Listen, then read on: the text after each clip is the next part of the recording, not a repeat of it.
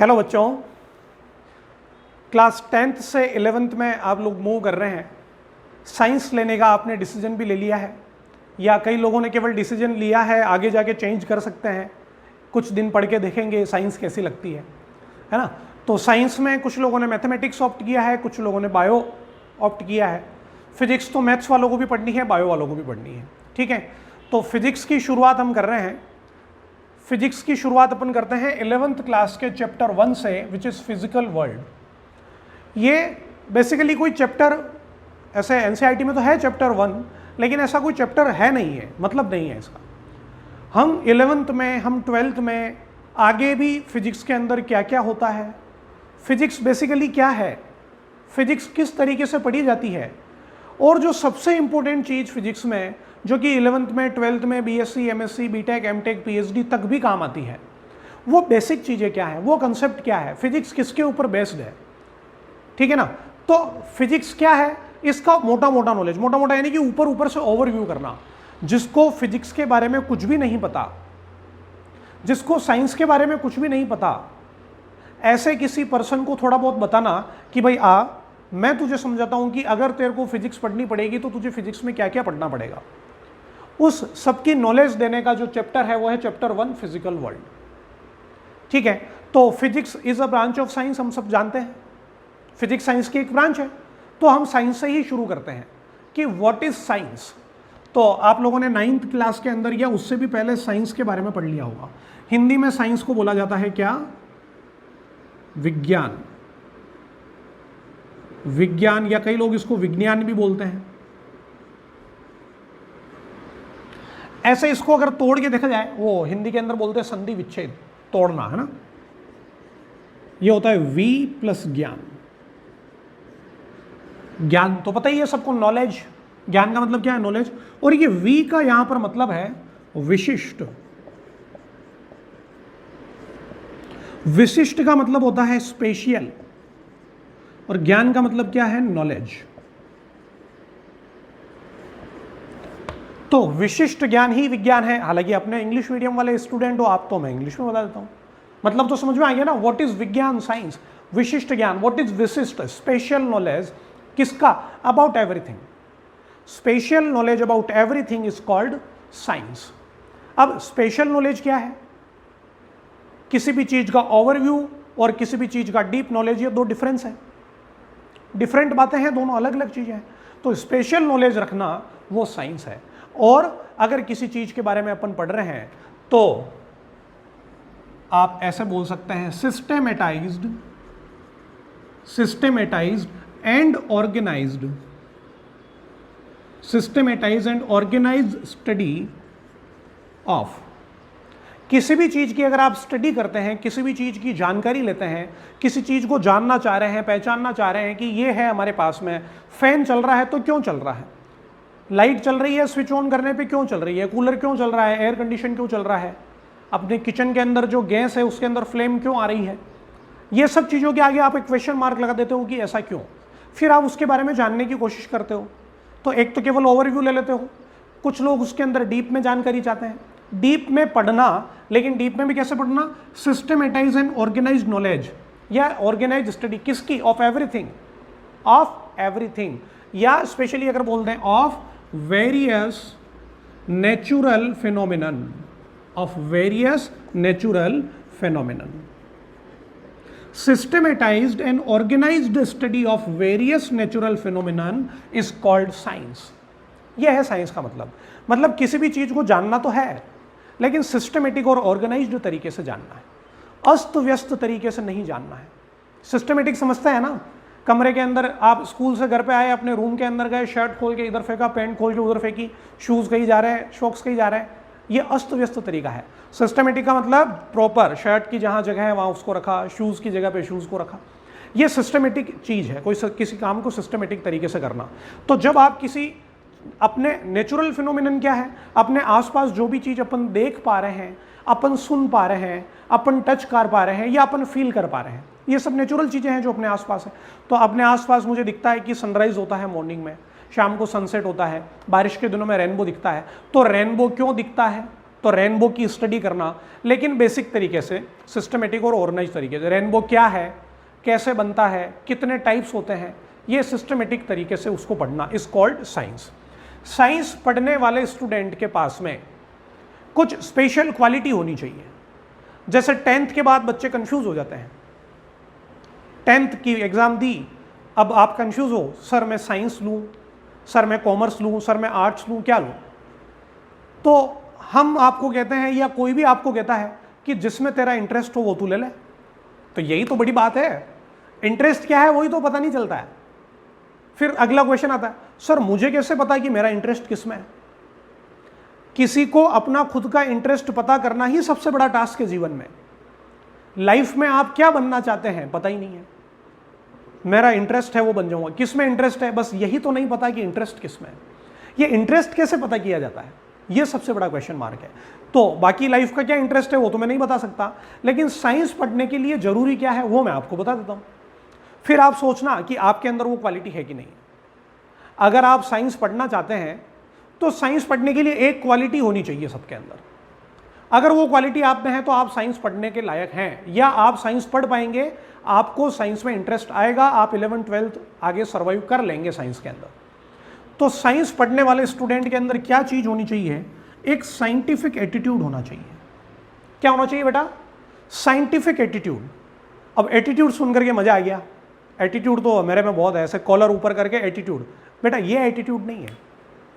Scientific attitude, what is scientific attitude? किसी भी चीज के बारे में साइंटिफिक एटीट्यूड रखना, किसी भी प्रॉब्लम को सॉल्व करने के लिए साइंटिफिक एटीट्यूड रखना, साइंस को पढ़ने के लिए साइंटिफिक एटीट्यूड रखना। अब बेसिकली साइंटिफिक एटीट्यूड क्या है? अगर इसको मैं एक दो वर्ड के अंदर अगर बोलूं मैं, what is scientific attitude? Scientific attitude is flexible and open minded approach, open minded approach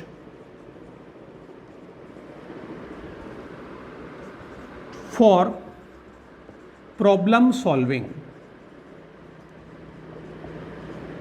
flexible and open minded approach for problem solving या टुवर्ड्स प्रॉब्लम सॉल्विंग। अब कौन सी प्रॉब्लम? कोई सब्जेक्ट की प्रॉब्लम हो सकती है, लाइफ की प्रॉब्लम हो सकती है।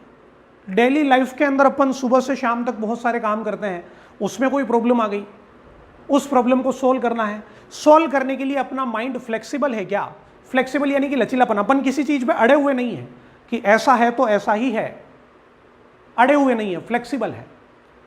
कोई भी चेंज अगर अपनी लाइफ में होता है, अपन उस चेंज को एक्सेप्ट कर सकते हैं, एक्सेप्टेंस ऑफ चेंज अपने अंदर है। और ओपन माइंडेड अप्रोच, अपन रिजिड नहीं है किसी चीज के लिए, ओपन माइंडेड है। अगर कोई चेंज आता है तो अपन उसको एक्सेप्ट कर लेते हैं। ओपन माइंडेड सुनते हैं ना अपन आसपास, ये बहुत ओपन माइंडेड है, ये बहुत नैरो माइंडेड है, ये बहुत ओपन माइंडेड है। मेरे पास पेन है, किसी ने मुझसे पेन मांगा, मैंने उसको पेन दे दिया, तो मैं हेल्पिंग नेचर हूँ, ओपन माइंडेड है। मैं नैरो नहीं सोचता हूँ कि यार मेरा पेन वो क्यों यूज करेगा। ये तो हो गई नॉर्मल बात, साइंस के लिए वो ओपन माइंडेड अलग चीज है। तो अगर किसी का माइंड फ्लेक्सिबल है, फ्लेक्सिबल का मतलब क्या? कुछ भी सोच सकता है, उसके मन में बहुत तरह के विचार आ सकते हैं। ओपन माइंडेड का मतलब क्या? नई चीजें एक्सेप्ट कर सकता है, कोई नई चीज हो रही है उसको एक्सेप्ट कर सकता है। कोई भी प्रॉब्लम सोल्व करने के लिए अगर उसका माइंड इस तरीके से काम करता है, इसका मतलब उसमें साइंटिफिक एटीट्यूड है, इसका मतलब वो साइंस पढ़ने के लायक है। जैसे मैं आपको एग्जांपल बताता हूं, जो अर्थ है अपनी धरती माता, वो कैसी है? गोल है ना, गोल है। लेकिन ये गोल है, ये किसने बताया?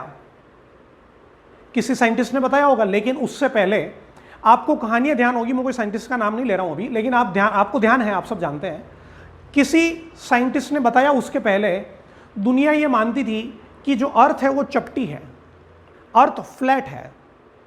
क्या आप जानते हैं ये बात? छोटी क्लासेस में पढ़ी होगी आपने।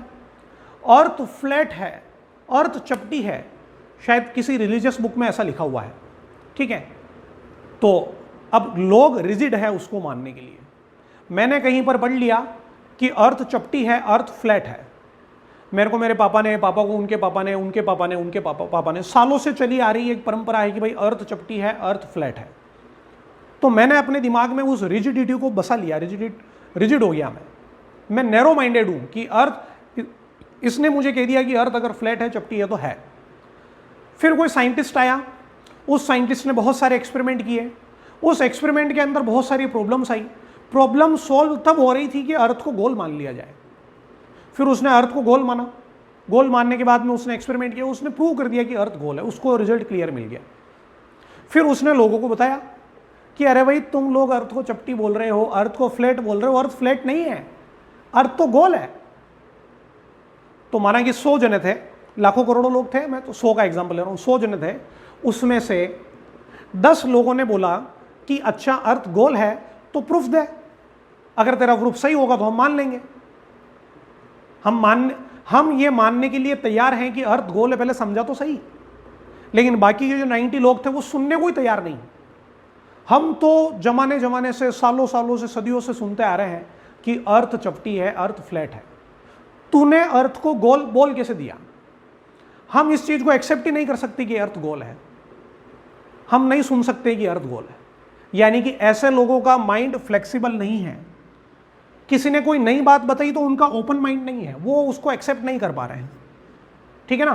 तो उन्होंने उस साइंटिस्ट को मारा पीटा बढ़िया कि तूने, हमारे रिलीजियस बुक के अंदर लिखा हुआ है कि अर्थ चपटी है, तूने गोल कैसे बोल दिया। तो उसने जो नई चीज लाई, वो जो नई चीज बताई उसको एक्सेप्ट नहीं किया। तो ऐसे लोगों का एटीट्यूड साइंटिफिक एटीट्यूड नहीं है। लेकिन जो सुनने के लिए तैयार है, अगर कोई चीज चेंज हुई है तो उसको समझने के लिए, और समझ करके अगर वो सही है तो उसको एक्सेप्ट करने के लिए तैयार है, तो ऐसे लोगों के पास साइंटिफिक एटीट्यूड है। और भी कुछ ऐसे पुराने जमाने में बहुत सारी बातें होती है।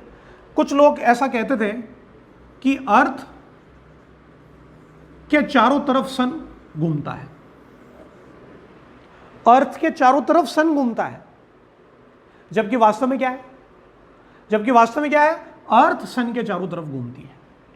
तो जब भी सबसे पहले किसी ने बताया, साइंटिस्ट ने, कि भाई सन अर्थ के चारों तरफ नहीं घूमता है, अर्थ सन के चारों तरफ घूमती है, अर्थ सन के चारों तरफ घूमती है, तो लोगों ने फिर एक्सेप्ट नहीं किया। कुछ ने किया होगा, बहुत कम लोगों ने, कुछ ने नहीं किया। जिन लोगों ने नहीं किया उन्होंने कहा कि भाई हमारे रिलीजियस बुक में लिखा है कि भाई अर्थ सन के चारों तरफ रोटेट नहीं करती है, सन रोटेट करता है। तो उन्हें ऐसा कैसे बोल दिया कि भाई अर्थ रोटेट करती है, तो उसको मार दिया, सूली पे चढ़ा दिया, फांसी लगा दी, ऐसा कुछ हुआ। लोगों ने एक्सेप्ट नहीं की। कोई नयापन आया, कोई नई थ्योरी आई, उसको एक्सेप्ट नहीं किया। तो अपन डेली लाइफ में कोई भी काम एक ही तरीके से लगातार करते जा रहे हैं, लेकिन कोई पर्सन आता है, कोई दूसरा तरीका बताता है। क्या अपन उस दूसरे तरीके को सुनने के लिए, समझने के लिए अपना माइंड ओपन रखते हैं क्या? तो अपना ओपन माइंडेड है। अपने बहुत सारे रिचुअल्स होते हैं घर के अंदर, समाज में, डेली लाइफ के अंदर बहुत सारी चीज़ें ऐसी है जो जमाने से चली आ रही है। कोई अगर उस चीज़ को चेंज करना चाहता है तो आधे लोग अपोज करते हैं, आधे लोग एक्सेप्ट करते हैं। तो जिन लोगों के अंदर एक्सेप्टेंस है, नएपन का, नई चीज़ों का एक्सेप्टेंस है, उन लोगों का एटीट्यूड साइंटिफिक एटीट्यूड है। उनको साइंस पढ़ने में इंटरेस्ट आएगा। मार्केट में कोई नया गैजेट आया, आपको उस नए गैजेट को सीखने की इच्छा हो रही है, आप में साइंटिफिक एटीट्यूड है। कोई नया प्रोसेस आया, कोई नई टेक्नोलॉजी आई, एक ही काम को करने की नई टेक्नोलॉजी आई, तो कुछ लोगों को इंटरेस्ट होता है कि ठीक है, नई टेक्नोलॉजी कौन सी है, मैं उसको सीखूं और उसको अप्लाई करूं। लेकिन कुछ लोग होते हैं कि नई टेक्नोलॉजी क्यों आई, पुरानी चल रही थी जो ठीक थी। तो जो लोग नई को एक्सेप्ट कर रहे हैं उनमें साइंटिफिक एटीट्यूड है, यानी कि आप साइंस पढ़ सकते हैं।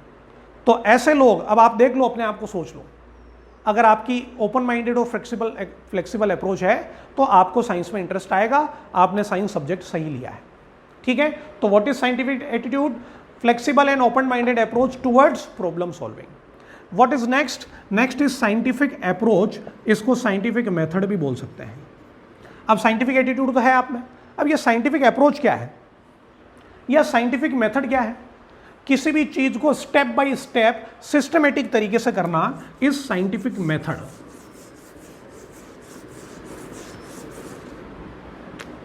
साइंटिफिक मेथड और साइंटिफिक अप्रोच एक ही बात है।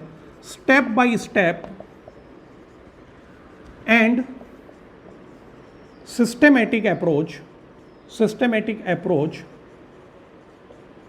इज कॉल्ड साइंटिफिक अप्रोच और साइंटिफिक मेथड। अब ये स्टेप बाय स्टेप का मतलब क्या है? जो काम पहले होना है उसको पहले ही करना है, जो काम बाद में होना है उसको बाद में ही करना है। ये सिस्टमेटिक अप्रोच है। जैसे मैं एक एग्जांपल बताता हूँ, हर बार वो बताता हूँ आपको। जैसे माना कि आप किचन के अंदर है, आपको कोई वेजिटेबल कुक करना है, कोई भी सब्जी बनानी है, आपको दाल बनानी है, तो क्या कर सकते हैं कि आप गए, एक कढ़ाई को आपने गैस पे रखा और गैस ऑन कर दिया, फिर आपको अचानक याद आया अरे यार इसके अंदर तो ऑयल डालना पड़ेगा। अब आप ऑयल संभाल रहे हो, किचन में आपको ऑयल नहीं मिल रहा है, मम्मी को आवाज़ लगी, मम्मी मम्मी ऑयल कहाँ है बताओ। मम्मी कहेगी बेटा पहले गैस बंद कर, पहले ऑयल संभाल, फिर ऑयल उसके अंदर डाल। तो अपन ने वो जो काम शुरू किया था उसको बीच में रोकना पड़ा, फिर अपन ने ऑयल डाला। फिर अपन ऑयल डालने के बाद में अपने को याद आ रहा है कि ऑयल में और क्या क्या डलेगा, दाल कहाँ है, क्या अप्रोच है, बीच में अपने को समझ में नहीं आया तो अपन ने किसी और से समझा काम रोक करके। ये तो ये नॉर्मल अप्रोच। साइंटिफिक मेथड क्या, मुझे दाल बनाने के लिए किस किस चीज़ की ज़रूरत पड़ेगी वो सारी चीज़ें मैंने स्लैब पर रख दी पहले ही। जो चीज़ें मुझे पहले चाहिए कि उनको मैंने पास पास में रखा, जो चीज़ें मुझे बाद में चाहिए कि उनको मैंने थोड़ा दूर रख दिया, ताकि जो चीज़ें पास में है वो आसानी से मैं यूज़ कर सकूँ। ठीक है, तो एपरेटस रिक्वायर्ड, जो चीज़ें चाहिए थी वो सारी मैंने जमा के रख ली। दूसरा होता है थ्योरी। थ्योरी का मतलब मेरे दिमाग में क्लियर है क्या कैसे बनानी है। मैंने मम्मी से पहले ही पूछ लिया, सारी चीज़ मैंने समझ ली, और 2-3 महीने से मैं लगातार मम्मी को देख रहा हूँ कैसे बनाते हैं। ठीक है, वो भी मैंने देख लिया। फिर उसके बाद में प्रैक्टिकल ऑब्जर्वेशन, यानी कि कैसे दाल बनानी है मुझे स्टेप बाय स्टेप पता है। सबसे पहले क्या डालना है, सेकंड नंबर पे क्या डालना है, थर्ड नंबर पे क्या डालना है, फोर्थ नंबर पे क्या डालना है। मैंने कोई स्टेप आगे पीछे नहीं की, जब जो चीज़ डालनी है तब मैंने वही चीज़ डाली। तो ऐसी अप्रोच को, ऐसे मेथड को क्या बोला जाता है, साइंटिफिक मेथड। तो जिसको साइंस पढ़नी है, आप साइंस पढ़ पाएंगे कि नहीं पढ़ पाएंगे, तो अगर आप में साइंटिफिक एटीट्यूड और साइंटिफिक मेथड है, आप साइंटिफिक मेथड को फॉलो करते हैं, तो बेटा आपको साइंस में इंटरेस्ट आएगा, आप साइंस पढ़ सकते हैं। ठीक है,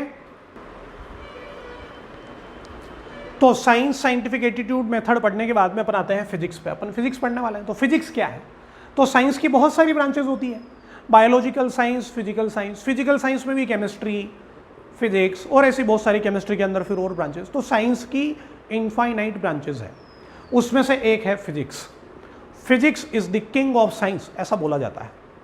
अब आपको यूँ लग रहा है कि सर आप तो फिजिक्स के टीचर हो इसलिए आप बोल रहे हो physics is the king of science, तो मैं इसलिए ऐसा नहीं बोल रहा हूँ। 11th और 12th जब आप पढ़ोगे ना फिजिक्स को, तो आपको खुद को रियलाइज होगा कि हाँ यार सर ने कहा था physics is the king of science. तो क्या वो सब बात की बातें हैं।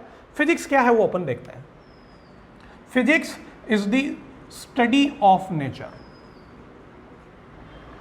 और study of natural phenomenon. Study of natural phenomenon. अब ये नेचर क्या है, नेचुरल फिनोमिनन क्या है, इनकी स्टडी करना ही फिजिक्स क्यों है। तो बेटा फिजिक्स के अंदर एक वर्ड आ रहा है फिजिकल, चैप्टर का नाम ही है फिजिकल वर्ल्ड। फिजिकल का मतलब क्या होता है, ये जो अपने आसपास जो भी अपने को दिख रहा है, जो अपने आसपास है, चाहे अपने को दिखे चाहे ना दिखे, वो सब चीजें फिजिकल थिंग्स है। ऐसा बोलते हैं ना, फिजिकल थिंग्स। फिजिकल थिंग्स, जो चीजें अपने आसपास है वो सब फिजिकल थिंग्स है। अपने को दिख रही है या नहीं दिख रही है, जिसको अपन, कुछ को अपन देख सकते हैं, कुछ को अपन टच कर सकते हैं, कुछ को सुन सकते हैं, कुछ को अपन फील कर सकते हैं। ठीक है, तो ऐसी सब चीजें फिजिकल थिंग्स हैं। इन सब की स्टडी करना is called physics. Physics is nature, physics is nature, और नेचर की स्टडी करना फिजिक्स है। ठीक है, तो study of nature, study of natural phenomenon. Natural phenomenon अपने आसपास जो भी हो रहा है वो क्यों हो रहा है उसके स्टडी।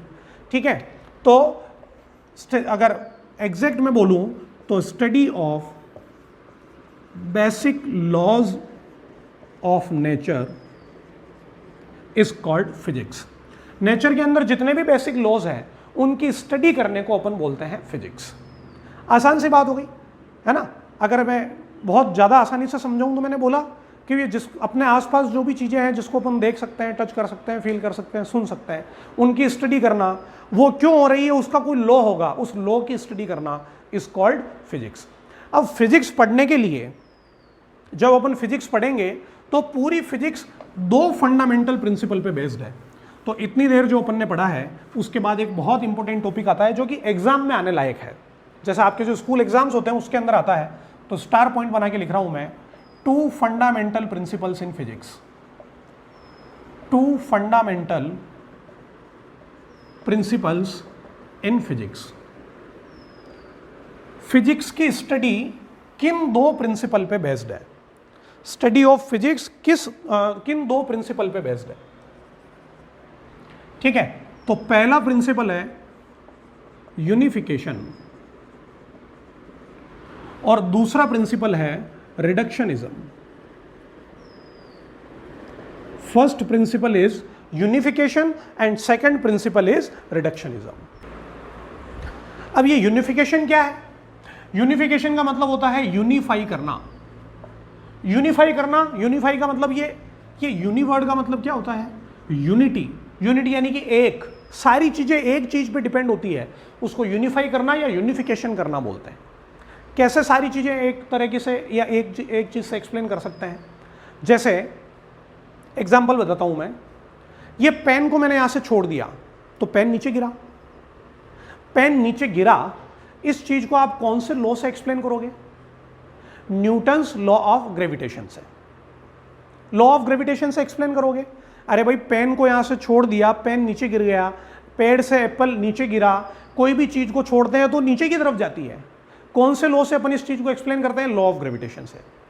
ठीक है, अर्थ सन के चारों तरफ रोटेट करती है, इसको आप किस लॉ से एक्सप्लेन करोगे? लॉ ऑफ ग्रेविटेशन से। तो देखो दो अलग अलग कंसेप्ट हुए ना, एक तो पेन का नीचे गिरना अलग कंसेप्ट है, अर्थ का सन के चारों तरफ घूमना ये अलग कंसेप्ट है। अब अर्थ के चारों तरफ भी कोई घूमता है, कौन घूमता है? मून। तो मून का अर्थ के चारों तरफ घूमना ये एक और अलग कंसेप्ट हो गया, इसको भी अपन लॉ ऑफ ग्रेविटेशन से एक्सप्लेन कर सकते हैं। सैटेलाइट अर्थ के चारों तरफ घूमता है, लॉ ऑफ ग्रेविटेशन है। रॉकेट को लॉन्च कर दिया, रॉकेट लॉन्चिंग, वो भी न्यूटन्स लॉ से एक्सप्लेन होता है। तो इतनी सारी अलग अलग चीजें, लेकिन सबको समझने के लिए लॉ कितना चाहिए? एक। लॉ ऑफ ग्रेविटेशन से ये सारी चीजें एक्सप्लेन की जा सकती है। ठीक है, तो क्या यूनिफिकेशन को अगर अपन डिफाइन करेंगे तो क्या होगा? ये होगा attempt made to explain various phenomenons, attempt made to explain various phenomenon in terms of just few laws। बहुत सारे फिनोमिनन को, बहुत सारी थ्योरी को कुछ लॉज की हेल्प से पढ़ लेना इज यूनिफिकेशन। एग्जाम्पल बताया मैंने, क्या एग्जाम्पल बताया? पेन का गिरना, अर्थ का सन के चारों तरफ रोटेट होना, मून का अर्थ के चारों तरफ रोटेट होना, सैटेलाइट लॉन्चिंग, रॉकेट लॉन्चिंग, ये सब किससे एक्सप्लेन कर सकते हैं? लॉ ऑफ ग्रेविटेशन से एक्सप्लेन किया जा सकता है। और भी है, एक होता है second law of thermodynamics. Law of thermodynamics,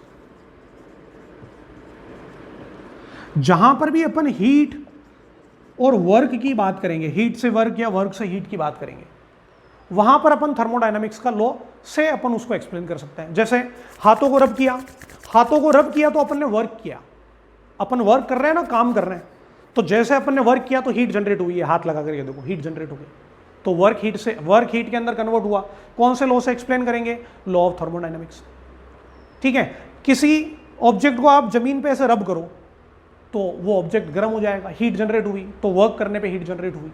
ठीक है, कोई इंजन है, गाड़ी का, बाइक का, स्कूटी का, कार का इंजन के अंदर घूमता है, कुछ मोटर होती है वो घूमती है, उसके घूमने से फ्यूल बर्न होता है, फ्यूल के बर्न होने से वो घूमता है, घूमने से गाड़ी, कार ये सब चलती है, तो हीट वर्क में कन्वर्ट हुई। देखो यहां पर तो क्या हो रहा है? वर्क हीट में कन्वर्ट हो रहा है, कुछ जगह पर हीट वर्क में कन्वर्ट हो रही है। तो बहुत सारी दुनिया में अपने आसपास जितनी भी चीजें हैं, सब जगह वर्क हीट ऐसा कुछ ना कुछ ट्रांसफर हो रहा है। तो 50, 100, 500, 1000 तरह की चीजें होगी जिसके अंदर वर्क और हीट का एक दूसरे में ट्रांसफर होता है। उन सभी चीजों को केवल एक लॉ से समझा जा सकता है। कौन से लॉ से? लॉ ऑफ थर्मोडायनामिक्स या सेकंड लॉ ऑफ थर्मोडायनामिक्स। तो दिस इज यूनिफिकेशन। एग्जाम में क्वेश्चन आ सकता है ये 2 मार्क्स का, कि explain 2 fundamental principle in physics. ठीक है, तो दिस इज यूनिफिकेशन। बहुत सारी चीजों की स्टडी 1 या 2 लॉ से कर लेना। नेक्स्ट आता है रिडक्शनिज्म। तो बेटा रिडक्शनिज्म नाम से समझ में आ रहा है, रिडक्शनिज्म नाम से क्या समझ में आ रहा है? रिड्यूस करना। रिड्यूस करना यानी कि या कम कर देना। किसी चीज के बारे में मुझे आधे घंटे पढ़ना था, मैंने 10 मिनट पढ़ लिया तो रिड्यूस कर दिया, क्या ये रिडक्शनिज्म है? क्या किसी चीज के बारे में मुझे 10 पॉइंट पढ़ने थे, मैंने 3 पॉइंट ही पढ़े तो रिड्यूस कर दिया, ये रिडक्शनिज्म है क्या? नहीं बेटा, इसका नाम तो रिड्यूस करना है, लेकिन एक्चुअली काम को बढ़ा देना है, काम बढ़ जाएगा। रिडक्शनिज्म से काम बढ़ जाएगा। कैसे बढ़ जाएगा? Study of macroscopic object, study of macroscopic object at the microscopic level, at the microscopic level is called reductionism. अब ये मैक्रो क्या है और ये माइक्रो क्या है? मैक्रो का मतलब क्या होता है?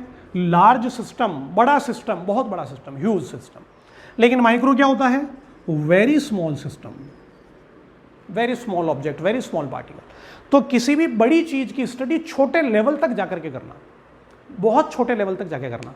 जैसे इस पेन की मैक्रोस्कोपिक स्टडी करो तो ओवरव्यू देना, केवल बाहर बाहर से ओवरव्यू, ऊपर ऊपर से जान लेना। क्या ये पेन है, ये 20 रुपए का पेन है, इसका वेट 20 ग्राम, इसका मास 20 ग्राम है, इसके ऊपर एक कैप है जो ब्लैक कलर की है, इसकी बॉडी वाइट कलर की है जिस पे ब्लैक और रेड कलर में कुछ लिखा हुआ है। तो ये तो इसका ओवरव्यू हो गया बस। तो अपन ने कौन सी स्टडी की? मैक्रोस्कोपिक। लेकिन इसी ऑब्जेक्ट की माइक्रोस्कोपिक स्टडी करना, ये किस मटेरियल से बना है, उस मटेरियल को कितने टेम्परेचर पर यूज किया गया, टेम्परेचर को और बढ़ा देते तो क्या हो जाता, टेम्परेचर को कम कर देते तो क्या हो जाता, इसके अंदर क्या है, कौन सा एलिमेंट यूज किया है, कितने मॉलिक्यूल है, कितने एटम है, एटम के अंदर न्यूक्लियस है, इलेक्ट्रॉन है, प्रोटॉन है। तो किसी भी चीज की स्टडी न्यूक्लियर लेवल तक जाकर के करना, बहुत छोटे लेवल तक डीप से डीप स्टडी करना इज कॉल्ड रिडक्शनिज्म। जैसे कोई डिवाइस है, जैसे माना कि एक डिवाइस है रेफ्रिजरेटर, तो रेफ्रिजरेटर की केवल ओवरव्यू कर लेना कि रेफ्रिजरेटर है, 10,000 रुपए का आता है और अपने जो भी घर की खाने पीने की चीजें होती है उनको ठंडा करने का काम करता है, उसमें बर्फ भी जम जाता है, एक आइस सेक्शन होता है जिसमें अपन आइस क्यूब जमा सकते हैं। तो ये तो ओवरव्यू हो गया, खत्म बात। लेकिन कोई माइक्रोस्कोपिक स्टडी करेगा तो इसके कितने पार्ट्स हैं, इसके अंदर ये रेफ्रिजरेटर किस किस से बना है, इसके अंदर एक कंप्रेसर होता है और क्या होती है, कोई मोटर भी होती होगी और कोई गैस फिल की हुई होती है और इसके अंदर कुछ डोर होते हैं, दरवाजे होते हैं, ऊपर अलग डोर होता है, नीचे अलग डोर होता है, कूलिंग सेक्शन होता है, बहुत सारी चीजें, कोई पैनल होता होगा पीछे की तरफ, ठीक है। तो रेफ्रिजरेटर की स्टडी कंप्रेसर के लेवल तक जाकर के करना, मोटर के लेवल तक, गैस कौन सी फिल की है, उस गैस का क्या काम है, वो गैस कहीं और भी यूज होती है क्या, कंप्रेसर का क्या काम है, कंप्रेसर कैसे बना है, इस लेवल तक जाकर के, यानी कि बड़े ऑब्जेक्ट को उसके छोटे छोटे कॉन्स्टिट्यूएंट पार्टिकल के लेवल तक जाकर के पढ़ना इज कॉल्ड रिडक्शनिज्म। तो there are two basic principle thrust या two fundamental principle in physics on which study of physics is based, are unification and reductionism. Next topic आता है बेटा scope and excitement of physics. ये scope का मतलब कोई job वॉब नहीं लगनी है आपकी। स्कोप का मतलब क्या है कि फिजिक्स का यूज कितना ज्यादा एक्सपेंड कर सकते हैं अपन, मतलब क्या दुनिया की हर चीज में फिजिक्स यूज कर सकते हैं क्या, कितना स्कोप है इसका। कुछ चीजें तो होगी जहां पे फिजिक्स अप्लाई नहीं होती होगी, फिजिक्स की हेल्प से कितनी छोटी से छोटी और कितनी बड़ी से बड़ी चीज की स्टडी की जा सकती है। तो ये चीज का एहसास कराने के लिए मैं आपको बताता हूं कि जैसे मास की अगर बात की जाए, मास, तो यूनिवर्स की सबसे छोटी से छोटी चीज जिसका मास पता करना हो तो मास ऑफ इलेक्ट्रॉन। इलेक्ट्रॉन का मास है 10⁻³ या -31 kg। ये भी अपन मेजर कर सकते हैं। इतना छोटा मास 10⁻³ kg, इतना छोटा मास मेजर किया जा सकता है। और सबसे बड़ा मास क्या है, मास ऑफ यूनिवर्स। और इससे बड़ा तो क्या होगा, तो यूनिवर्स का मास 10⁻55 kg। तो स्कोप ऑफ फिजिक्स क्या हो गया, फिजिक्स की हेल्प से छोटे से छोटा मास 10⁻³ kg, बड़े से बड़ा मास इतना ज़्यादा मेजर किया जा सकता है, स्टडी की जा सकती है। इसी तरीके से लेंथ की बात करें तो यूनिवर्स की सबसे छोटी चीज़ क्या होती है, सबसे छोटी चीज़ होती है न्यूक्लियस। तो न्यूक्लियस की साइज मेजर की जा चुकी है और यूनिवर्स की अप्रोक्सीमेट साइज ये है साइज ऑफ यूनिवर्स। तो फिजिक्स की हेल्प से लेंथ का इतना वेरिएशन पढ़ा जा सकता है, लेंथ के इतने वेरिएशन की स्टडी की जा सकती है। तो स्कोप क्या है फिजिक्स का, बहुत लंबा चौड़ा, बहुत वाइड स्कोप है। एक्साइटमेंट का मतलब क्या होता है कि जब ऐसी चीजें होती है तो फिजिक्स पढ़ने का एक्साइटमेंट अलग होता है। कैसे, कोई प्रॉब्लम आई तो कुछ लोगों को फिजिक्स की प्रॉब्लम सोल्व करने में एक्साइटमेंट होता है कि मेरा शौक है प्रॉब्लम, अलग अलग तरह की प्रॉब्लम सोल्व करना। कुछ लोगों को नई नई चीजें जानने का शौक होता है, तो फिजिक्स के अंदर नई चीजें जानने को मिलती है। तो स्कोप और एक्साइटमेंट फिजिक्स का बहुत वाइड लेवल पर है, बहुत लार्ज लेवल पर है। फिजिक्स की बहुत सारी ब्रांचेस भी होगी, फिजिक्स खुद ही साइंस की ब्रांच है, फिजिक्स के अंदर भी बहुत सारी ब्रांचेस है। क्या क्या, फिजिक्स के अंदर अपन पढ़ते हैं मैकेनिक्स, फिजिक्स के अंदर अपन पढ़ते हैं ऑप्टिक्स, फिजिक्स के अंदर अपन पढ़ते हैं थर्मोडाइनामिक्स, फिजिक्स के अंदर अपन पढ़ते हैं वेव, फिजिक्स के अंदर अपन पढ़ते हैं इलेक्ट्रोडाइनामिक्स, फिजिक्स के अंदर अपन पढ़ते हैं मैग्नेटिज्म, फिजिक्स के अंदर अपन पढ़ते हैं मॉडर्न फिजिक्स। ये न्यूक्लियस एटम से रिलेटेड जो होती है वो मॉडर्न फिजिक्स होती है। अब ये केवल इतना लिख दिया तो इतना ही नहीं है, और भी बहुत सारी चीज़ें हैं।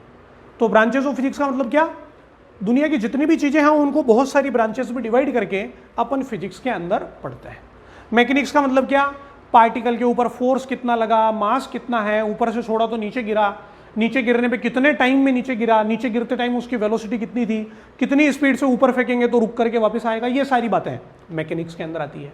घूमना, रोटेशन, वो एक अलग पार्ट है। ऑप्टिक्स यानी कि क्या, light wave, reflection, refraction, interference, diffraction, polarisation, ये सब अपन ऑप्टिक्स के अंदर पढ़ते हैं। हीट, वर्क, ये सारी चीज़ें अपन थर्मोडायनेमिक्स में पढ़ते हैं। Wave, sound wave, oscillation, string के अंदर आने वाली वेव, ये सारी अपन चीज़ें वेव के अंदर पढ़ते हैं। हालांकि जब जो चैप्टर आएगा तब वो पढ़ना है, ज़्यादा एक्सप्लेन करने की जरूरत नहीं है इसको, लेकिन अपने को ध्यान होना चाहिए कि फिजिक्स के अंदर क्या क्या ब्रांचेज है, अपन क्या क्या चीज़ें फिजिक्स के अंदर पढ़ने वाले हैं।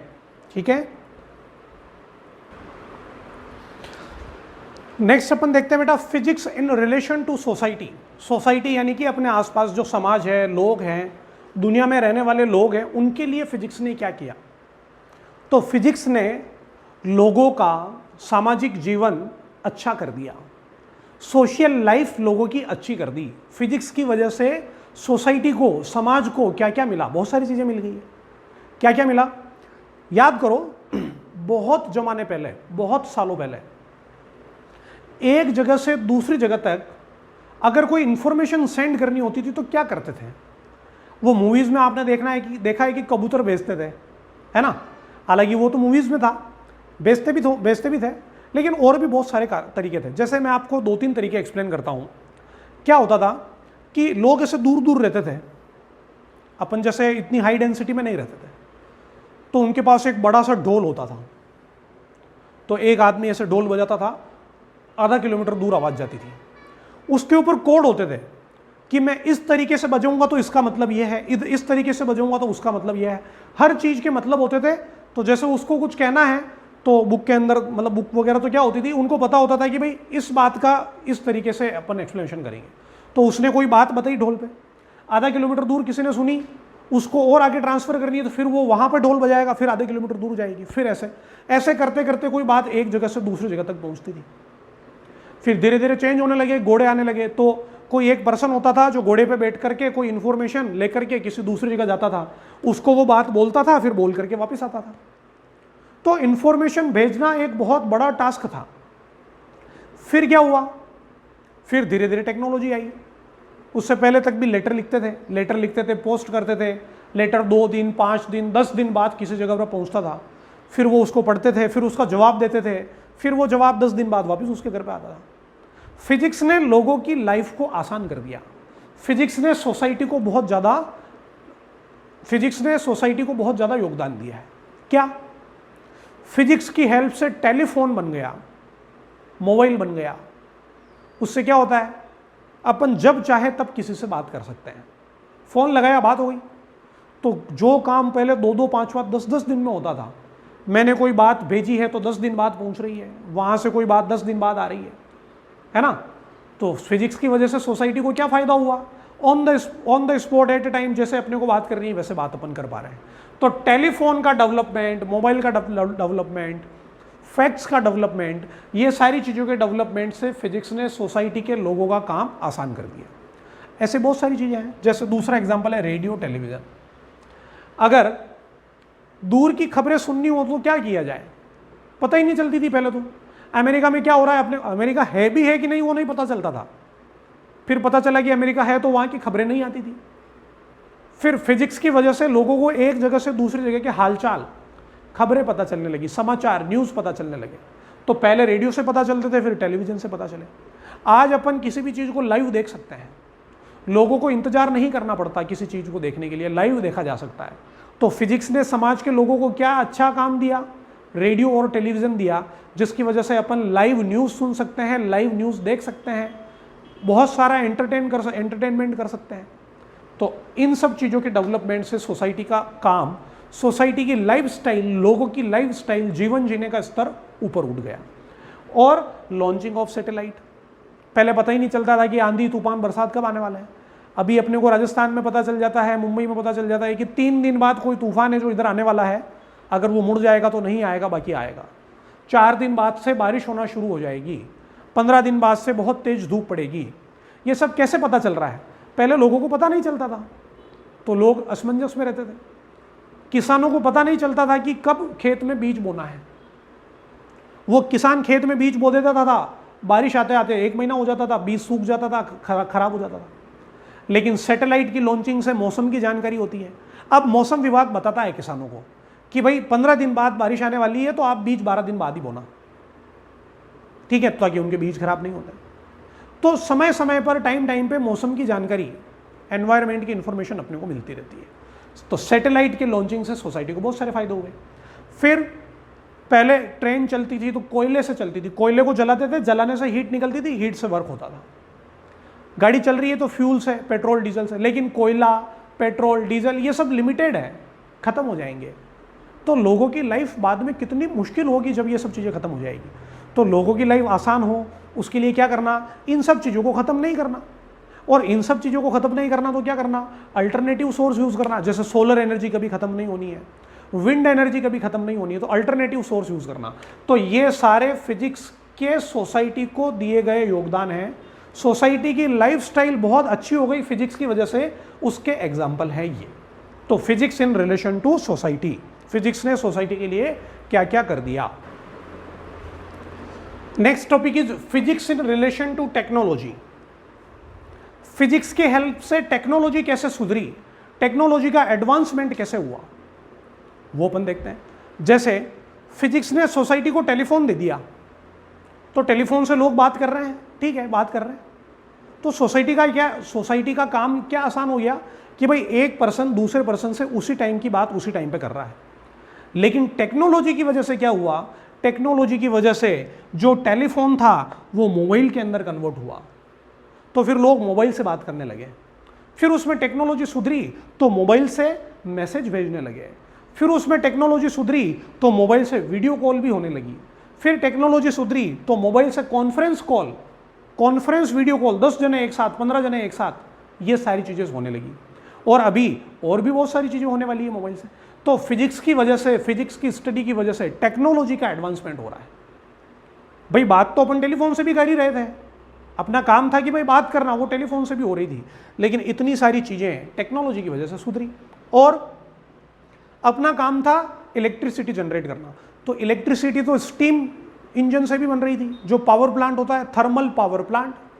तो बेटा इलेक्ट्रिसिटी तो थर्मल पावर प्लांट से भी बन रही थी। तो अपने घर में तो इलेक्ट्रिसिटी आ रही है, अब अपने को क्या फर्क पड़ता है कि वो कैसे आ रही है। लेकिन टेक्नोलॉजी का एडवांसमेंट क्या हुआ? न्यूक्लियर पावर स्टेशन बने, जहां पर न्यूक्लियर फ्यूजन से एनर्जी बनने लगी, वहां से इलेक्ट्रिसिटी आने लगी। तो टेक्नोलॉजी का एडवांसमेंट हुआ, वो ज्यादा अच्छी है, क्लीन सोर्स ऑफ एनर्जी है, जिसको क्लीन सोर्स बोलते हैं ना, जिसके पोल्यूशन नहीं होते हैं वो। और क्या क्या हुआ टेक्नोलॉजी में? इलेक्ट्रोमैग्नेटिक वेव अपन पढ़ेंगे 12th में। ये जो रेडियो बना, टेलीविजन बना, मोबाइल से कम्युनिकेशन, ये सब क्या है? Electromagnetic wave. तो जब अपन ने इलेक्ट्रोमैग्नेटिक वेव पढ़ी, उसको अप्लाई किया, तब जाकर के ये सारी चीजें बनने लगी। जब अपन ने एक्सरे पढ़ी तो उसका मेडिकल पर्पज में, इंडस्ट्रियल पर्पज में यूज आने लगा। तो टेक्नोलॉजी की भी बहुत सारी हेल्प फिजिक्स ने की है। तो these 2 topics are physics in relation to society, physics in relation to technology. Now the most important topic for this chapter is fundamental forces in nature। इसके ऊपर 1 नंबर का क्वेश्चन बनता है, इस पे 2 नंबर का क्वेश्चन भी बनता है, इस पे 4 नंबर का क्वेश्चन भी बनता है, और इस पे क्वेश्चन बनता ही बनता है, 100% इस पे क्वेश्चन बनता है। इस चैप्टर से अगर कोई क्वेश्चन आएगा तो वो 2 क्वेश्चन है। पहला कौन सा? वो यूनिफिकेशन और रिडक्शनिज्म वाला, और दूसरा इसके ऊपर बनता है। क्या है फंडामेंटल फोर्सेस इन नेचर का मतलब? नेचर में, यूनिवर्स में, अपने जीवन में आसपास जितने भी तरीके के फोर्स हैं वो सब फंडामेंटल फोर्सेस हैं। उन सभी फोर्स तो होंगे 50,000 तरह के, लेकिन उनको केवल 4 तरीकों में बांटा जा सकता है। कुछ इसके अंदर आएंगे, कुछ इसमें, कुछ इसमें और कुछ इसमें, ठीक है ना। तो फंडामेंटल फोर्सेस, नेचर में 4 तरह की फोर्स होता है, वो बाकी जितने भी फोर्स है वो सब इसी की कोई टाइप होंगे। तो जैसे मैंने दीवार को धक्का दिया, ये एक तरीका का फोर्स हुआ, ठीक है। मैंने अपने हाथों को रब किया, एक हाथ ने दूसरे पे, दूसरे ने पहले पे कोई फोर्स लगाया, ठीक है ना, एक चार्ज दूसरे चार्ज को अट्रैक्ट कर रहा है। मैंने अपने हाथ में 2 मैग्नेट लिए, वो मैग्नेट या तो अट्रैक्ट करेंगे या रिपेल करेंगे, ये एक अलग तरीके का फोर्स हुआ, ठीक है ना। तो जितने भी फोर्स है नेचर में, वो सब फोर्सेस को मिला करके केवल 4 पार्ट में इंक्लूडेड इसके अंदर रख सकते हैं, इन 4 के अंदर। इन चारों फोर्सेस को क्या बोला जाता है? Fundamental forces in nature. There are 4 fundamental forces in nature: gravitational force, electromagnetic force, strong nuclear force, weak nuclear force. 4 तरह के फोर्स। एक एक करके अपन चारों की स्टडी करेंगे, बहुत अच्छे तरीके से स्टडी करेंगे। ग्रेविटेशन पे पूरा एक चैप्टर आएगा, आगे एक चैप्टर आएगा, 15 दिन तक पढ़ना पड़ेगा। इलेक्ट्रोमैग्नेटिक्स पे 12th क्लास के 3-4 चैप्टर आएंगे, ठीक है ना। स्ट्रॉन्ग न्यूक्लियर फोर्स पे भी चैप्टर है, इन दोनों पर मिलाकर के चैप्टर है, पूरा का पूरा चैप्टर ही आएगा। तो अभी अपन पढ़ेंगे इसको, बेसिक चीजें, प्रॉपर्टीज वगैरह पढ़ेंगे, ठीक है। तो सबसे पहले अपन आते हैं बेटा, आपका हमारा सबका फेवरेट ग्रेविटेशनल फोर्स। तो बचपन से जब भी फिजिक्स का नाम आया, साइंस का नाम आया, तो सबसे पहली चीज जो आपने पढ़ी होगी, मुझे लगता है वो ग्रेविटेशन फोर्स से पढ़ा होगा। वो एप्पल गिरा, न्यूटन एप्पल के पेड़ के नीचे बैठा था, एप्पल गिरा, सर पे लगा। एप्पल नीचे क्यों गिरा? ग्रेविटेशन फोर्स की वजह से गिरा, है ना। तो एप्पल की जगह कुछ और गिर जाता, पेड़ गिर जाता, ऐसे आप बात करते हो ना कि भाई न्यूटन ही मर जाता, हमको फिजिक्स नहीं पढ़नी पड़ती, है ना। तो ऐसी बातें ना करें द ग्रेट साइंटिस्ट न्यूटन के बारे में। देखिए ग्रेविटेशनल फोर्स क्या है। वो एप्पल नीचे क्यों गिरा? क्योंकि अर्थ ने एप्पल को किया अट्रैक्ट। पेन को मैं छोड़ दूं तो पेन नीचे गिरागा, क्यों? अर्थ ने पेन को अट्रैक्ट किया। तो फोर्स ऑफ अट्रैक्शन ही होता है ग्रेविटेशनल फोर्स। ग्रेविटेशनल फोर्स हमेशा अट्रैक्शन का ही होता है, कभी रिपल्शन का नहीं होता है। तो क्या अर्थ ही किसी चीज को अट्रैक्ट करती है क्या? और कोई नहीं करता है क्या? करते हैं।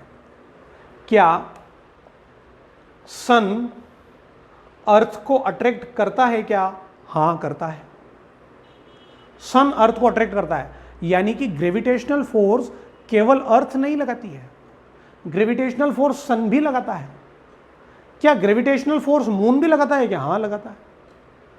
ये एक पेन है, मेरे हाथ में एक पेन है, और मेरे से दूर एक चेयर पड़ी हुई है, चेयर रखी है वहां पे। क्या पेन चेयर पर ग्रेविटेशनल फोर्स लगा रहा है क्या? हाँ, लगा रहा है। बेटा ग्रेविटेशनल फोर्स का मतलब केवल ये नहीं है कि अर्थ लगाती है, कोई भी लगाएगा। कौन लगाएगा? दुनिया का, यूनिवर्स का कोई भी ऑब्जेक्ट जिसके पास मास है वो ग्रेविटेशनल फोर्स लगाएगा। यूनिवर्स का कोई भी ऑब्जेक्ट जिसके पास क्या है? मास है, वो ग्रेविटेशनल फोर्स लगाएगा। तो अर्थ ग्रेविटेशनल फोर्स क्यों लगाती है?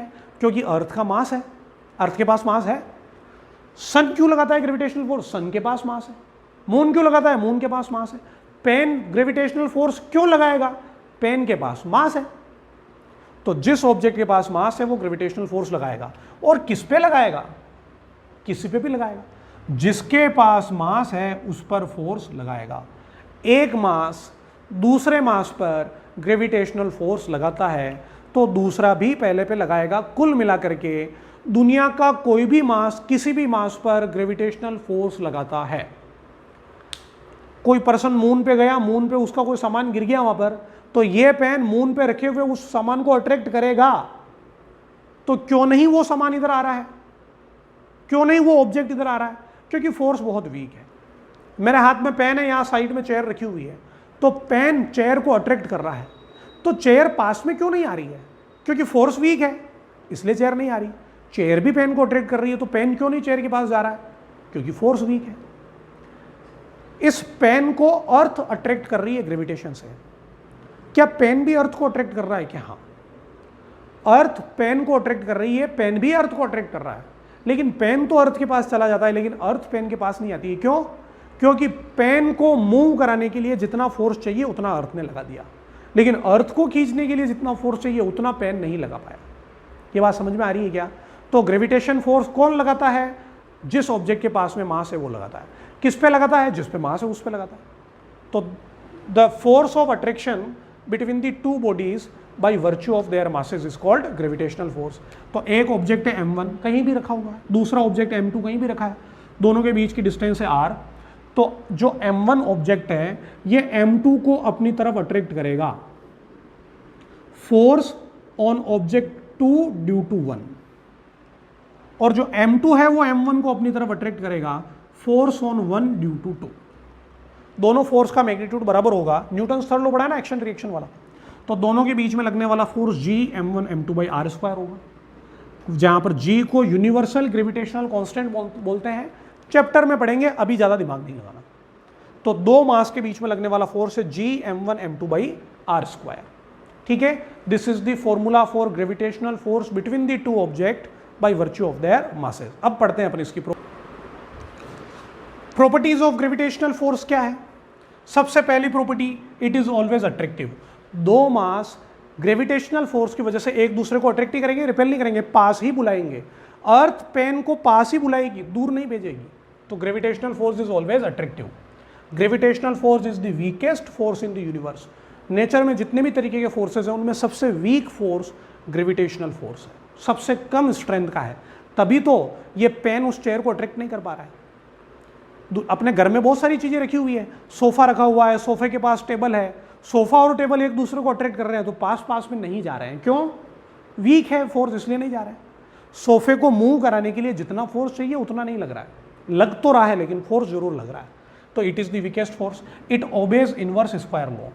ये जो फोर्स है ना, ये इनवर्सली प्रोपोर्शनल है square of distance between them. जब भी कोई चीज डिस्टेंस के स्क्वायर के इनवर्सली प्रोपोर्शनल होती है उसको बोलते हैं it obeys inverse square law. Gravitational force is long range force. Long range force का मतलब क्या? इसकी रेंज बहुत ज्यादा है। एक ऑब्जेक्ट यहां पर, दूसरा मून पे, तो भी फोर्स वर्क करेगा। एक यहां पर, दूसरा सन पे, तो भी फोर्स वर्क करेगा। यानी कि दो ऑब्जेक्ट के बीच की डिस्टेंस इनफाइनाइट तक है तो भी फोर्स लगेगा। कोई रेंज इसकी लिमिट नहीं है, जहां चाहे वहां ऑब्जेक्ट कितने भी दूर हो फोर्स लगेगा। तो इसकी लॉन्ग रेंज, इस फोर्स की रेंज बहुत ज्यादा है। It does not require any medium. ये दोनों ऑब्जेक्ट के बीच में माना कि 10 न्यूटन का फोर्स लग रहा है, दोनों को पानी में डाल देंगे तो भी 10 न्यूटन का ही रहेगा, दोनों को ऑयल में डाल देंगे तो भी 10 न्यूटन का, मरकरी में डाल देंगे तो भी 10 न्यूटन का। इन दोनों के बीच में एयर है, वाटर है, ऑयल है, उससे कोई फर्क नहीं पड़ रहा है। ग्रेविटेशनल फोर्स मीडियम पे डिपेंड ही नहीं करता है। दोनों मास के बीच में अगर एक दीवार खड़ी कर दो आप, तो भी ये इस पे फोर्स लगाएगा और उतना ही लगाएगा जितना कि पहले लग रहा था। तो इन दोनों के बीच में मीडियम क्या है, उससे कोई फर्क नहीं पड़ रहा है। मीडियम चाहिए भी नहीं, और अगर है तो डिपेंड नहीं करता है। तो it does not require any medium for medium, ठीक है। It is a central force. Central force का मतलब क्या? सेंटर से सेंटर की तरफ लगता है। जैसे अर्थ अगर इस पेन को अपनी तरफ खींचेगी तो अर्थ इस पेन को कहां खींच रही है? अपने सेंटर की तरफ। ऐसे टेढ़ा मेढ़ा नहीं खींच रही है। जैसे ये अर्थ है, ये पेन है, तो अर्थ इस पेन को इधर नहीं खींचेगी, इधर नहीं खींचेगी। किस तरफ खींचेगी? सेंटर की तरफ। तो ये वाला जो फोर्स है एक ऑब्जेक्ट के सेंटर से दूसरे ऑब्जेक्ट के सेंटर की तरफ लगता है, सेंटर से सेंटर लगता है, इसलिए इसको सेंट्रल फोर्स बोलते हैं। It is a conservative force. Conservative का मतलब क्या होता है? दो तरह के फोर्स होते हैं, आपने शायद 9th क्लास में पढ़ा होगा, conservative and non conservative force. अब मैं आपको ज़्यादा एक्सप्लेन नहीं करूंगा बेटा, इसको अपन इसको 5th 6th चैप्टर में पढ़ेंगे, इसलिए ज़्यादा एक्सप्लेन नहीं कर रहा। कुछ फोर्सेस का वर्क डन पाथ पे डिपेंड करता है, कुछ का पाथ पे डिपेंड नहीं करता है। जिसका वर्क डन पाथ पे डिपेंड करता है वो नॉन कंजर्वेटिव होते हैं, और जिनका वर्क डन पाथ पे डिपेंड नहीं करता है वो कंजर्वेटिव होते हैं। जैसे वर्क डन बराबर क्या होता है? Force into displacement. जैसे कोई पार्टिकल ए से बी पे गया और बी से ए पे आ गया, तो ए से बी पे गया, बी से ए पे आ गया, तो जहां था वही तो आ गया। कितना चला पार्टिकल? चला तो है, लेकिन डिस्प्लेसमेंट कितना? 0। अगर किसी फोर्स का वर्क डन 0 है तो वो कंजर्वेटिव है, लेकिन अगर ए से बी जाने का और बी से ए जाने का वर्क डन है किसी का, यानी कि रास्ते पे डिपेंड कर रहा है, तो वो नॉन कंजर्वेटिव है। तो बेटा ग्रेविटेशनल फोर्स इज कंजर्वेटिव। नहीं समझ में आया? टेंशन नहीं लेनी, चैप्टर जो पढ़ेंगे तब समझ में आएगा, ठीक है। अब m1 ने m2 पे फोर्स लगाया, कितना लगाया? F। यहां पर m3 होता तो भी इन दोनों के बीच में लगने वाले फोर्स पे कोई फर्क नहीं पड़ता, जितना है उतना लगता रहता। तो दो ऑब्जेक्ट के बीच में लगने वाला ग्रेविटेशनल फोर्स तीसरे ऑब्जेक्ट की प्रेजेंस है या नहीं है उससे कोई फर्क नहीं पड़ता। तो gravitational force between two body is not affected by the presence of other body. ठीक है, ये सारी है ग्रेविटेशनल फोर्स की प्रॉपर्टी। सेकेंड फोर्स आता है बेटा इलेक्ट्रोमैग्नेटिक फोर्स। दो वर्ड से मिलकर बना है electromagnetic.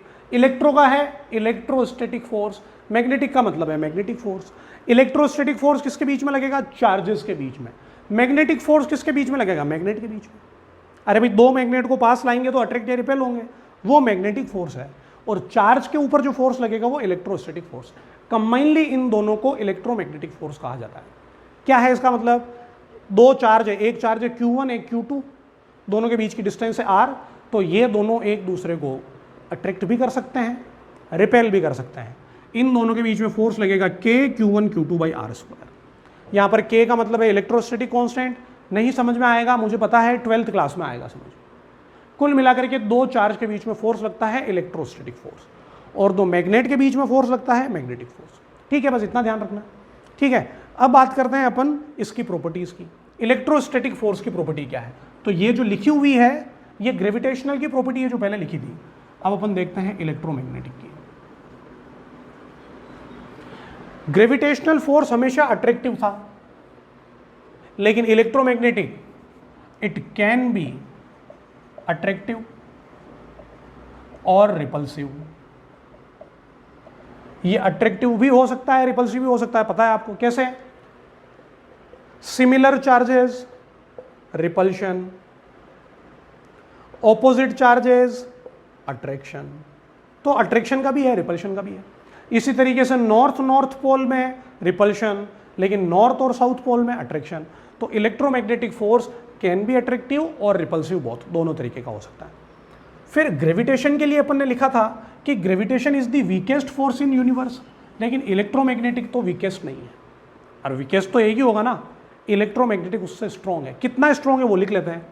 It is 10⁻36 times stronger than gravitational force.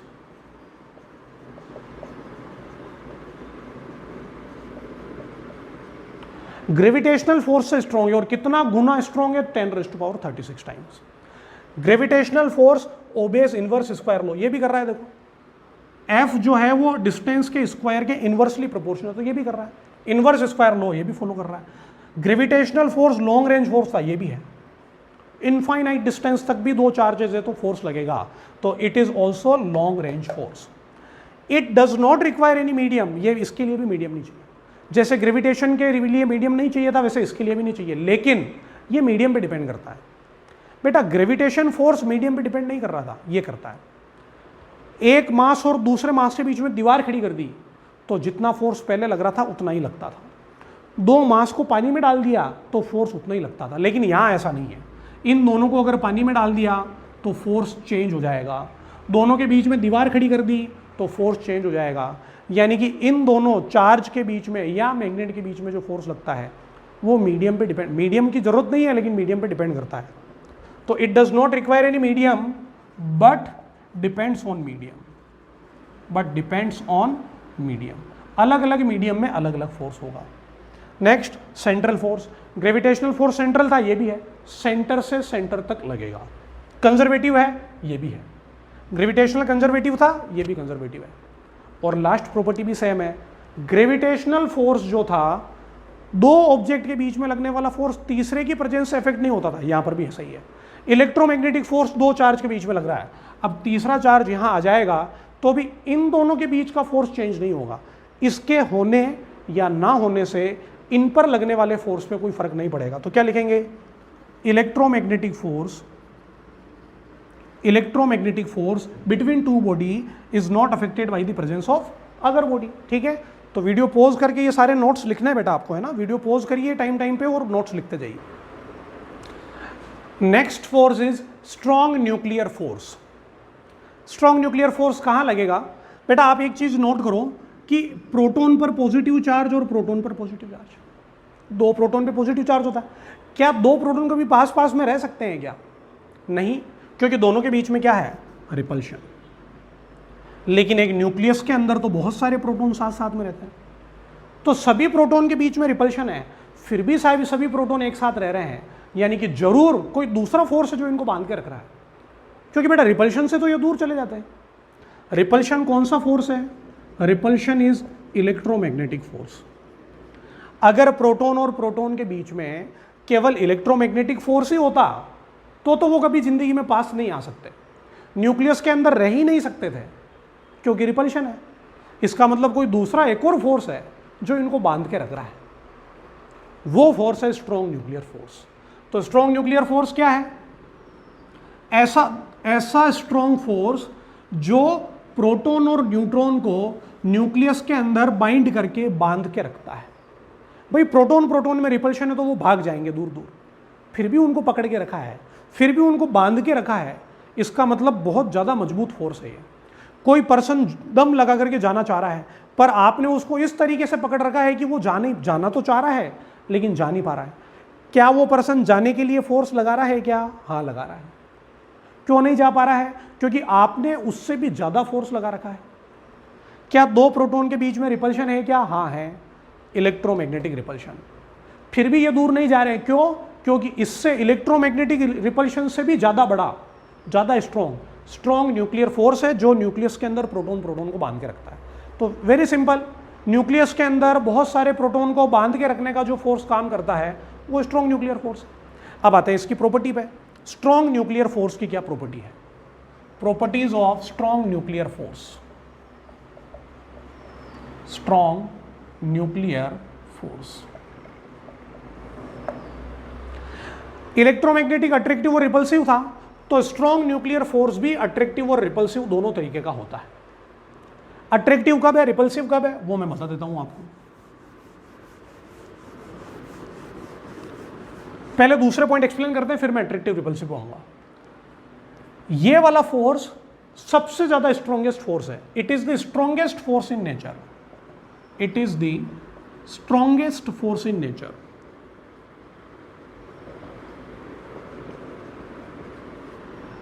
सबसे ज्यादा स्ट्रॉन्ग है। सबसे वीकेस्ट कौन था? ग्रेविटेशन। ये सबसे ज्यादा स्ट्रॉन्ग। तो कितना स्ट्रॉन्ग है? तो इलेक्ट्रोमैग्नेटिक तो 10⁻36 था, स्ट्रॉन्ग न्यूक्लियर 10⁻38 टाइम्स स्ट्रॉन्गर है ग्रेविटेशनल फोर्स से। ये वाला फोर्स इनवर्स स्क्वायर लॉ को फॉलो नहीं करता है, मिटा दिया। ये लॉन्ग रेंज फोर्स नहीं है, ये शॉर्ट रेंज फोर्स है। It is short range force. बहुत छोटी डिस्टेंस तक लगता है, ज्यादा दूर तक नहीं लगता है। तो छोटी डिस्टेंस क्या है? Up to nuclear distance, up to nuclear size. और न्यूक्लियर साइज क्या होती है? 10⁻⁻15 मीटर, जिसको कि फर्मी मीटर बोलते हैं। ये वाला फोर्स न्यूक्लियस के अंदर अंदर ही लगता है, न्यूक्लियस के बाहर यानी कि थोड़ा दूर चले जाएंगे प्रोटॉन तो ये फोर्स नहीं लगेगा, फिर रिपल्शन का होगा। तो स्ट्रॉन्ग न्यूक्लियर फोर्स छोटी डिस्टेंस न्यूक्लियस के अंदर अंदर तक ही लगता है। फिर मीडियम वाली कोई बात इसके ऊपर लागू नहीं होती है। इलेक्ट्रोमैग्नेटिक और ग्रेविटेशन कैसे थे? Central force. ये नॉन सेंट्रल फोर्स है। It is a non central force. वो दोनों कंजर्वेटिव थे, ये दोनों है non conservative force. Non conservative force, ठीक है। इस प्रॉपर्टी का भी इससे कोई लेना देना नहीं है। It has charge independent character. It has charge independent character, यानी कि ये वाला फोर्स चार्ज पे डिपेंड नहीं करता है। क्यों बेटा? क्योंकि न्यूक्लियस के अंदर प्रोटॉन ही थोड़ी है क्या? न्यूक्लियस के अंदर तो प्रोटॉन, न्यूट्रॉन, बहुत सारी चीजें। तो स्ट्रॉन्ग न्यूक्लियर फोर्स प्रोटॉन और प्रोटॉन के बीच में लगेगा। स्ट्रॉन्ग न्यूक्लियर फोर्स न्यूट्रॉन और न्यूट्रॉन के बीच में भी लगेगा, और स्ट्रॉन्ग न्यूक्लियर फोर्स प्रोटॉन और न्यूट्रॉन के बीच में भी लगेगा, और ये सब बराबर होंगे। प्रोटॉन पर चार्ज है, न्यूट्रॉन पे चार्ज नहीं है, फिर भी फोर्स दोनों पे लग रहा है और दोनों पे बराबर लग रहा है, यानी कि चार्ज पे डिपेंड नहीं करता है, तो चार्ज इंडिपेंडेंट कैरेक्टर हो गया। स्ट्रॉन्गेस्ट फोर्स है, 10⁻38 टाइम्स स्ट्रॉन्ग है। अब ये अट्रैक्टिव और रिपल्सिव दोनों है, वो कैसे है ये देखते हैं। इसकी जो रेंज है वो up to 2 to 3 fermi metre, बस इतनी है। 2-3 फर्मी मीटर तक लगेगा, फिर नहीं लगेगा। ये कैसे देखते हैं फिर इसको? तो इस स्ट्रॉन्ग न्यूक्लियर फोर्स का काम है कि दो प्रोटॉन को एक इक्विलिब्रियम पोजीशन तक ला करके रखना। Let this equilibrium position is 0.8 fermi metre. किसी बुक में 0.5 है, किसी बुक में 0.8 है, तो अलग अलग जगह पर अलग अलग डिस्टेंस है, तो कुछ भी ध्यान रख सकते हैं, 0.8 मान लो। तो न्यूक्लियर फोर्स का क्या काम है कि दो प्रोटॉन को 0.8 फर्मी मीटर तक लाके रखना। लेकिन अगर दो प्रोटॉन 0.8 फर्मी मीटर से भी पास में आ गए और पास में आ गए, तो स्ट्रॉन्ग न्यूक्लियर फोर्स इनको अट्रैक्ट करेगा कि रिपेल करेगा, इनको और पास लाएगा कि दूर भेजेगा। यहां लेके जाना है तो दूर भेजेगा, तो ये फोर्स कैसा होगा? रिपल्सिव होगा। अगर दो प्रोटॉन के बीच की डिस्टेंस 0.8 फर्मी मीटर से कम है, तो डिस्टेंस दो प्रोटॉन हो या एक प्रोटॉन एक न्यूट्रॉन या दोनों न्यूट्रॉन, अगर डिस्टेंस 0.8 फर्मी मीटर से कम है तो ये फोर्स रिपल्सिव होगा। लेकिन अगर दो प्रोटॉन 0.8 फर्मी मीटर से दूर चले गए, तो अब न्यूक्लियर फोर्स क्या करेगा? उनको पास में लाने का काम करेगा। तो न्यूक्लियर फोर्स लेके आएगा इसको पास में। कब तक पास में लाएगा? जब तक कि ये 0.8 फर्मी मीटर तक नहीं आ जाते। इसका मतलब अब ये फोर्स कैसा है? अट्रैक्शन का है। यानी कि दो प्रोटॉन के बीच की डिस्टेंस जब 0.8 फर्मी मीटर से ज़्यादा हो जाती है, तब ये फोर्स कैसा होता है? अट्रैक्टिव होता है। लेकिन ऐसे डिस्टेंस ज़्यादा होते होते, अरे भाई इसकी रेंज ही 3 फर्मी मीटर है, अगर ये प्रोटॉन 3 फर्मी मीटर से भी बाहर चले गए तो ये तो आउट ऑफ रेंज हो गया, ये न्यूक्लियर फोर्स की रेंज से बाहर चले गए, तो अब कोई न्यूक्लियर फोर्स नहीं लगेगा, कोई फोर्स नहीं लगेगा। तो ठीक है, 3 फर्मी मीटर के बाद तो कोई फोर्स ही नहीं है, उससे पहले अट्रैक्टिव भी है और रिपल्सिव भी है। तो nuclear force can be attractive और repulsive. And the last force is बेटा weak nuclear force. Nuclear force का ही टाइप है। तो स्ट्रॉन्ग न्यूक्लियर फोर्स तो प्रोटॉन और न्यूट्रॉन के बीच में न्यूक्लियस के अंदर लगता है, लेकिन कुछ न्यूक्लियर प्रोसेस भी होती है, वो 12th में पढ़ेंगे, अभी नहीं आएगा समझ में न्यूक्लियर प्रोसेस क्या है। न्यूक्लियर प्रोसेस का मतलब न्यूक्लियस का टूट जाना, न्यूक्लियस के अंदर जो प्रोटॉन है उसका भी टूट जाना, जो न्यूट्रॉन है उसका भी टूट जाना, और अलग अलग छोटे छोटे पार्टिकल में डिवाइड हो जाना। ठीक है, और आपने पढ़ा होगा बेटा alpha decay, beta decay, gamma decay, ये सारी चीजें बड़ी होगी। डीके का मतलब टूटना, निकलना। अगर किसी न्यूक्लियस में से अल्फा बाहर निकलता है, अल्फा डीके, बीटा बाहर निकलता है, बीटा डीके, गामा बाहर निकलता है, गामा डीके। तो जैसे ये न्यूक्लियस है एक, इसमें से बीटा बाहर निकल गया, इस न्यूक्लियस में से बीटा बाहर निकला, तो जब किसी न्यूक्लियस से बीटा बाहर निकलता है तो कुछ एलिमेंट्री पार्टिकल निकलते हैं। वो एलिमेंट्री पार्टिकल 12th में समझ में आएंगे, अभी केवल उनके नाम लेता हूं मैं। या तो न्यूट्रिनो निकलेगा या एंटी न्यूट्रिनो निकलेगा, न्यूट्रिनो या एंटी न्यूट्रिनो, इन दोनों को बोला जाता है एलिमेंट्री पार्टिकल। क्या बोला जाता है? Elementary particle. या तो ये न्यूट्रिनो इलेक्ट्रॉन से रिएक्ट करेगा या एंटी न्यूट्रिनो इलेक्ट्रॉन से रिएक्ट करेगा, यानी कि फोर्स लगेगा। तो क्या लिखा मैंने? Force that appears only between elementary particle, और एलिमेंट्री पार्टिकल के बीच में लगने वाला फोर्स वीक न्यूक्लियर फोर्स है। लेकिन कब लगेगा? In nuclear process. Nuclear process यानी कि न्यूक्लियस का टूटना या न्यूक्लियस का बनना, ये न्यूक्लियस में से कुछ निकलना, न्यूक्लियस में कुछ ऐड होना, ये न्यूक्लियर प्रोसेस है।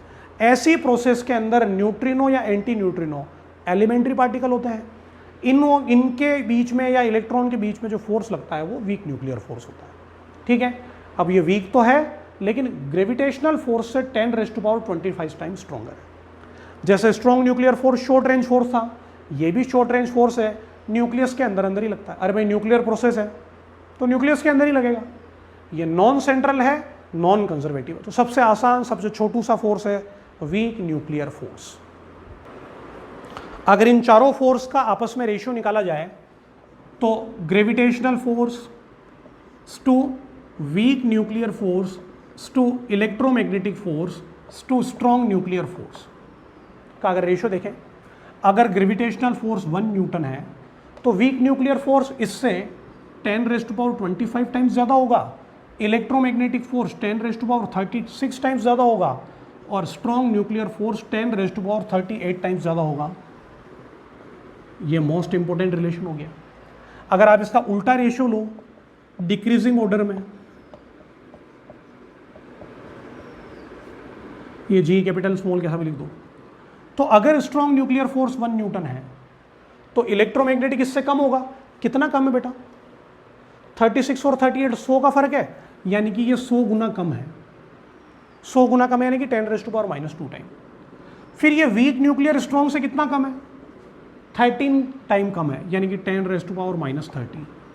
और ग्रेविटेशनल इससे कितना कम है? 10⁻⁻38। तो ये डिक्रीजिंग ऑर्डर का रेशियो है, जैसे चाहो वैसे लिख सकते हो। तो this is all about first chapter of the 11th class. उसमें सबसे इंपॉर्टेंट ये फोर्स है और यूनिफिकेशन रिडक्शनिज्म, ठीक है। तो इस चैनल पे ट्यून करते रहिए फिजिक्स बाय आशीष सर पे।